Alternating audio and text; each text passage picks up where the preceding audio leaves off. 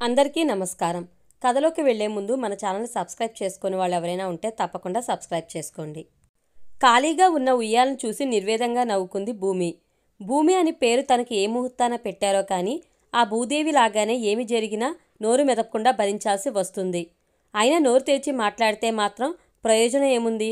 మాటకు మాట ఎదురు చెప్తున్నావు, ఇదేనా మీ అమ్మ నీకు నేర్పింది అంటూ ఎక్కడో దూరంగా ఉన్న తల్లిని కూడా మాట అనిపించడం తప్ప సాధించేది ఏముంది అని నిట్టూరుస్తున్న భూమి కెవ్వుమంటూ వినిపించిన పిల్లాడి ఏడుపు విని ఉలిక్కిపడి లేచి నుంచుంది. భూమి, ఓ భూమి, ఎక్కడున్నావు? పిల్లాడు ఏడుస్తుంటే చెవులకి వినిపించట్లేదా? చూడు గుక్కపట్టి ఎలా ఏడుస్తున్నాడో అంటూ పిల్లాడిని తీసుకువచ్చింది భూమి అత్తగారు కళ్యాణి.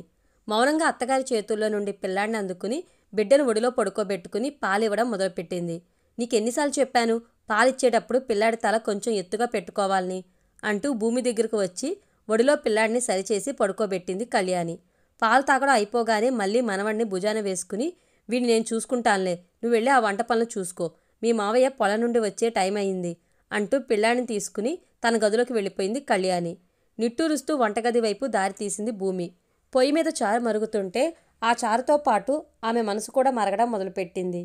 పెళ్లి చూపుల్లో నందు తనను చూసి నచ్చిందని చెప్పిన క్షణం నుండి ఈ రోజు వరకు జరిగిన సంఘటనలు అన్నీ ఆమె కళ్ళ ముందు గిరును తిరగడం మొదలుపెట్టాయి.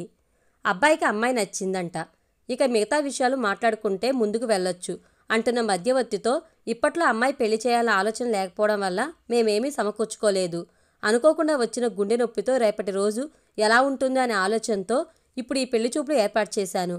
ఉన్నది అంతా నా హాస్పిటల్ ఖర్చులకి అయిపోయింది. ఇప్పుడు కట్నం అంటూ ఏమీ ఇవ్వగలిగే స్థితిలో మేము లేము. రేపటి రోజున పరిస్థితులు బాగుండి నా కొడుకు మంచిగా స్థిరపడితే అప్పుడు వాడే చెల్లెలికి ఏ లోటు లేకుండా చూసుకుంటాడు అంటున్న నారాయణతో, అయ్యో నారాయణ గారు, అంత కంగారైతే ఎలా అండి? వాళ్ళు కూడా కట్నం ఏమీ అడగడం లేదు, పెళ్లి ఘనంగా చేస్తే చాలంట. ఇద్దరే మగపిల్లలు, ఆడపడుచుల పోరు లేదు, ఆస్తిపాస్తులు బాగానే ఉన్నాయి. అబ్బాయి అమ్మానాన్నలు మంచివాళ్ళు. ఇక అబ్బాయి తమ్ముడు హైదరాబాద్లో ఉద్యోగం చేసుకుంటున్నాడు. ఆ అబ్బాయి ఇక్కడికి వచ్చి ఉండడు. రేపు పెళ్ళైనా వాళ్ళు ఆ సిటీలోనే ఉంటారు. ఇక మీ అమ్మాయి ఆ ఇంటికి మహారాణి, ఆలోచించుకోండి మరే అంటూ అరచేతిలో స్వర్గం చూపెట్టాడు మధ్యవర్తి. రేపు తనకు జరగరానిది ఏదైనా జరిగితే ఇంకా స్థిరపడిన కొడుకు కూతురు పెళ్లి చేయలేడు అనే ఆందోళనతో దొరికిన చోటల్లా అప్పులు చేసి మరీ కూతురు పెళ్లి ఘనంగా చేశాడు నారాయణ. ఇంతా చేస్తే అప్పుడు భూమి వయసు 16. తండ్రి ఆందోళన అర్థం చేసుకుని మౌనంగా తల వంచి తాళి కట్టించుకుంది భూమి. ఒక్క కట్నం లేదు అన్న మాటే కానీ పెట్టుపోతల కింద అంతకన్నా ఎక్కువ ఖర్చు అయింది నారాయణకు. పెళ్ళైన మరుసటి ఏడు నుండి పిల్లల కోసం ఆరాటపడి భూమిని తొందర పెట్టడం మొదలుపెట్టారు అత్తామామలు.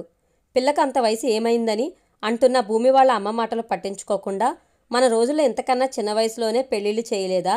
16 ఏళ్ళు వచ్చేసరికే మనం పిల్లల్ని ఎత్తుకోలేదా అంటూ దీర్ఘాలు తీసింది కళ్యాణి. అలా అలా ఇంకో ఏడాది గడిచిపోయింది.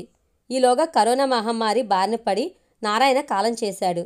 తండ్రి పోయిన బాధలో ఉన్న భూమితో, మీ నాన్నే నీ కడుపులో పుడతాడేమో అంటూ హాస్పిటల్ చుట్టూ తిప్పడం మొదలుపెట్టింది కళ్యాణి. హాస్పిటల్లో టెస్ట్ చేసే డాక్టర్స్ ఎవరైనా భార్యాభర్తలు ఇద్దరికీ టెస్టులు చేయాలి అంటే మా పిల్లలో ఏ లోపం ఉండదు, ముందు ఈ పిల్లకు టెస్టులు చేయండి చాలు అనేది కళ్యాణి. ఆ టెస్టులు ఈ టెస్టులు అంటూ వాళ్ళు చెప్పిన టెస్టులన్నీ చేయించుకుని ఇచ్చిన మందు బిళ్ళలు అన్నీ వాడి భూమి ఒళ్ళు గుల్ల అవడం తప్ప ఎటువంటి ఉపయోగం లేకుండానే మరో 2 ఏళ్ళు గడిచిపోయాయి. చిన్నోడికి పెళ్లి సంబంధాలు వస్తున్నాయమ్మా, కానీ పెద్దోడికి ఇంకా పిల్లలు పుట్టలేదని ఆగాస వస్తుంది. వాడికి పెళ్లి చేసి వాడికి వెంటనే పిల్లలు పుడితే పెద్దోడిని వేలెత్తి చూపిస్తారని వీడి కోసం వాడి పెళ్లి వాయిదా వేస్తున్నాం. మంచి సంబంధం అని పేదింటి పిల్లను కాని కట్నం లేకుండా చేసుకుంటే పిల్లలను కూడా కనలేకపోతుంది అంటూ ఇరుగు పొరుగు దగ్గర చుట్టాల దగ్గర సూటిపోటి మాటలాండా మొదలుపెట్టింది కళ్యాణి. భర్తను కోల్పోయి ఒంటరిగా మిగిలిన తల్లితో ఇవన్నీ చెప్పి ఆమెను బాధ పెట్టడం ఇష్టం లేక మౌనంగా అన్నింటినీ భరించడం అలవాటు చేసుకుంది భూమి. చివరకు కళ్యాణి తమ్ముడు, అక్క ఒకసారి ఇద్దరికీ కలిపి టెస్టులు చేపిద్దాం, ఇప్పుడు అందరూ అలానే చేయిస్తున్నారు అనడంతో తమ్ముడు మాటకు ఎదురు చెప్పలేక తమ్ముడితో నందును భూమిని హైదరాబాద్కి పంపించింది కళ్యాణి. అక్కడ టెస్ట్ చేసిన డాక్టర్స్ భూమిలో ఏ లోపం లేదు అని, నందు మాత్రం కొన్ని టాబ్లెట్స్ వాడాలని చెప్పడంతో కళ్యాణి నోరు మూతపడింది. కానీ ఆ విషయం మాత్రం ఎక్కడా బయటకు పొక్కకుండా జాగ్రత్త పడింది. భూమి అదృష్టం కొద్దీ నందు 6 నెలలు మందులు వాడగానే భూమి నెల తప్పింది. ఇక అప్పటి నుండి కళ్యాణి ఆర్భాటం చెప్పనవసరం లేదు. భూమి ఎప్పుడు పడుకోవాలి, ఎలా పడుకోవాలి, ఏమి తినాలి, ఎంత తినాలి అన్నీ ఆమె చెప్పేది. ఆమె చెప్పింది చేయకపోతే అలిగి వేరుగా వండుకునేది. ఆమెతో ఎందుకు గొడవ అని అన్నీ ఆమె ఇష్టప్రకారమే చేసేది భూమి. ఇక బాబు పుట్టిన తర్వాత హాస్పిటల్లో ఇంకొకరిని ఎత్తుకొనివ్వలేదు కళ్యాణి. భూమి తరపు వాళ్లకు ఆమె తరహా బాధ కలిగించిన మనవడి మీద ప్రేమతో అలా చేస్తుందిలే, ఎలాగూ మన ఇంటికే కదా వస్తాడు, అక్కడ ఎత్తుకోవచ్చులే అని సర్దుకుపోయారు. నామకరణం రోజు మా నాన్న పేరు కలిసి వచ్చేలా పేరు పెట్టుకుందాం బాబుకి అని అడిగింది భూమి. దానికి కళ్యాణి, అద్దాయిష్టో పోయిన వాళ్ల పేరు పెట్టుకోవడం మంచిది కాదు, నేను నా మనవడి కోసం పేరు ముందే అనుకున్నాను అంటూ తనకు నచ్చిన పేరే ఖాయం చేసింది. కళ్ళ నిండా నీళ్లతో చూస్తున్న భార్యతో, అమ్మ ఏది చేసినా మన మంచి కోసమే చేస్తుంది కదా, వాడికి పేరు ఏది పెట్టినా నువ్వు నీ ఇష్టం వచ్చిన పేరుతో పిలుచుకో సరిపోతుంది అని సర్ది చెప్పాడు నందు. బాబుకి 3వ నెల రాగానే కోడల్ని మనవడిని ఇంటికి తెచ్చేసుకుంది కళ్యాణి. ఆ రోజు నుండి ఇక బాబుకి పాలు పెట్టే టైంలో తప్ప వాడిని మనసుతీరా ఎత్తుకోవడానికి కూడా భూమికి అవకాశం లేదు. తనకు దూరమైన తండ్రిని కొడుకులో చూసుకుందాం అనుకుంటే కొడుకు కూడా తనకు దూరమైనట్లే అనిపించి మనసు కలచి వేస్తుంది భూమికి. పేరున్న ప్రతి హాస్పిటల్ చుట్టూ తిరిగి వాళ్ళు ఇచ్చిన ప్రతి మందు మింగి, కనిపించిన ప్రతి చెట్టుకు పుట్టకు మొక్కి, ప్రతి గుళ్ళో ముడుపులు కట్టి, ముక్కోటి దేవుళ్లకు మొక్కి, నవమాసాలు మోసి పురిటి నొప్పులు పడి బాబును కన్నది కేవలం పాలిచ్చే 10 నిమిషాలు వాడి సామీప్యం అనుభవించడం కోసమేనా? మరొక 6 నెలలు పోతే వాడు పాలు మానేస్తే ఆ 10 నిమిషాలు కూడా వాడు నాకు దగ్గరగా ఉండడా?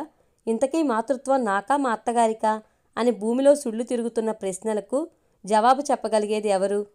ఆడపిల్లలు దొరకడం కష్టమైపోతుంది అని కట్నం లేకపోయినా సరే అని పెళ్లి చేసుకుని రావడం, తర్వాత మాటకు ముందు ఒకసారి మాటకు వెనక ఒకసారి నేను కాని కట్నం లేకుండా చేసుకున్నాం అని దెప్పేవాళ్ల మనసులు మారినంత వరకు, పిల్లలు పుట్టకపోతే లోపం భార్యాభర్తల్లో ఎవరి అయినా కావచ్చు అనే కనీస జ్ఞానం మగపిల్లల తల్లిదండ్రుల్లో కలగనంత వరకు భూమి లాంటి అమ్మాయిల మదిలో మెదిలే ప్రశ్నలకు జవాబులు ఎవరూ చెప్పలేరు. ఈ వీడియో కనుక మీకు నచ్చినట్లయితే లైక్ చేయండి, షేర్ చేయండి. మరిన్ని ఇంట్రెస్టింగ్ వీడియోస్ కోసం మన ఛానల్ తప్పకుండా సబ్స్క్రైబ్ చేసుకోండి. వీడియోస్ నోటిఫికేషన్ కోసం పక్కన ఉన్న బెల్ ఐకాన్ని క్లిక్ చేయండి. Thank you.